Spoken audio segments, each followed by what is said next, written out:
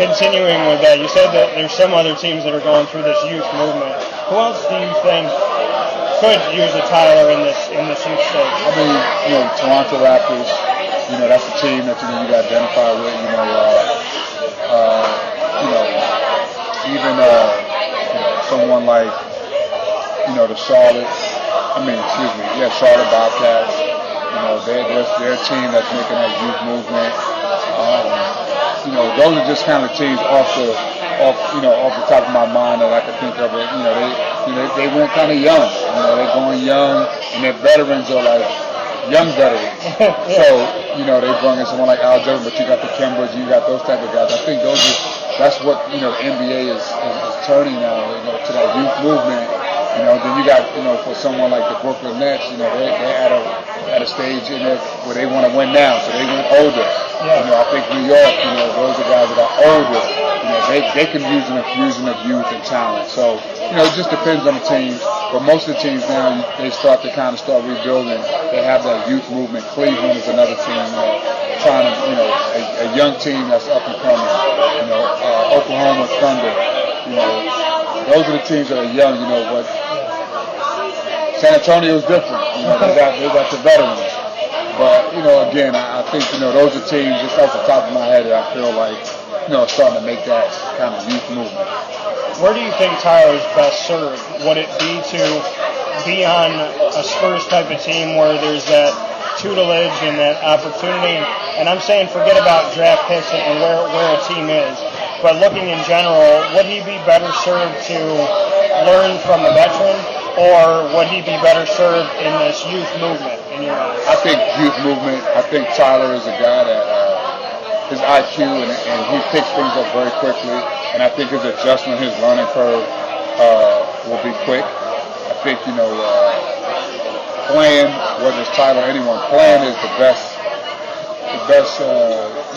lesson that you can learn. Playing through your mistakes and learning from your mistakes by playing. So to answer that question, I think the youth movement will be better for him. When you look at how quickly he came along at Syracuse, how fast he learned, you don't expect Boeheim to play a true freshman. But from the moment that I first talked to Boeheim in June, before Tyler came on campus, where the conversation was, I'm not worried about him, it struck me that I never heard that before. And then I watched him play and I watched him grow, and it definitely fit what Boeheim was saying. You recruited Tyler. What did you see in him that just really sold you when you were looking at this kid in Canada? I felt that he was mature beyond his years as a person and as a player. I think he always played, and I think we talked about this every time I recruited him, and I went to watch his high school games, he always was in the championship. He always played in the championship, or played in the last day, for a championship. And he's unselfish. And he's played with a lot of talent. He's playing with maybe the number one pick of the draft was AAU program. Actually, he played with one, and now possibly two number one picks. And he still had the ability to lead, drive, to be effective, and handle those guys and keep those guys all on the same page. Yeah. And without saying a lot, without it being forced, that's just what his demeanor, his maturity was.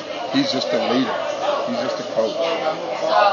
When you went out to go after Tyler, was it you that said, I got to get this kid, or was it a collective of all of you at Syracuse that said, hey, listen, there's a guy that's not too far from here that we got to go get? I think, we all heard about him. I think everybody had a chance from the staff to lay their eyes on him, and we all felt like that was the guy we needed to get. With a team that drafts him, whoever that may be, I know we talked a little bit about who he is and putting on more muscle and whatnot, but how would you define him as a point guard in the NBA right now if the team that got him needed him to go out there right away? We talked about him being a coach. We talked about maybe putting on a little bit more muscle, but what would be his characteristic? What would if you had the roster sitting in front of us right now and we're saying, hey, this is going to be your new leader, this is going to be the guy giving you the ball, how would you describe Tyler Ennis to the guys that he's about to be around? Well, I think, he's going to make the game easier for you. He's going to get the ball to you in the right situations and the spots that you like to have the ball to. I think, he's a guy that you get excited when you have a point guard like that. He's a pass first point guard. He's going to set you up. So that's what they would be getting. Jerami Grant, another guy you helped bring in. What did you see in him in the beginning? When Jerami was out there in high school, what were you taking from him in his moments there? I just seen a kid that was just starting to realize his potential. He was blessed with unbelievable off-the-charts athletic ability.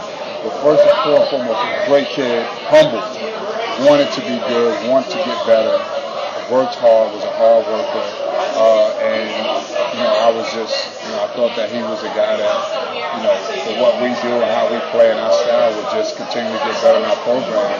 And, we've seen that progress for the 2 years that he was here, from his first year to his second year. I think you've seen a big jump, and that was just, him wanting to be good, wanting to be great, and staying humble, even in his freshman year, up until, the incident where he didn't get a chance, he competed every day in practice, and when he got into the game, whether it was 5 or 6 minutes, he just had an effect on the game defensively, down on the floor, maybe, dunking the ball. His energy was always high.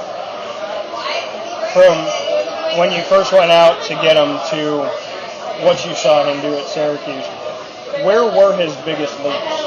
Well, I think, it's funny, everyone talks about his shooting, and that was one of his biggest improvements from high school to college, which is still a work in progress, but the improvements that he made were leaps and bounds. And I think, the one indication you could tell if you looked at his free throw percentage from his freshman year to his, sophomore year was big. I think he went from 50% to almost 70%. So he was an improving shooting and, just his intensity and being able to make those plays. Before he had the athleticism, but I don't know if he was sure that he could make them. And I think last year you started seeing him really have confidence in himself. With seeing him gain his confidence in himself,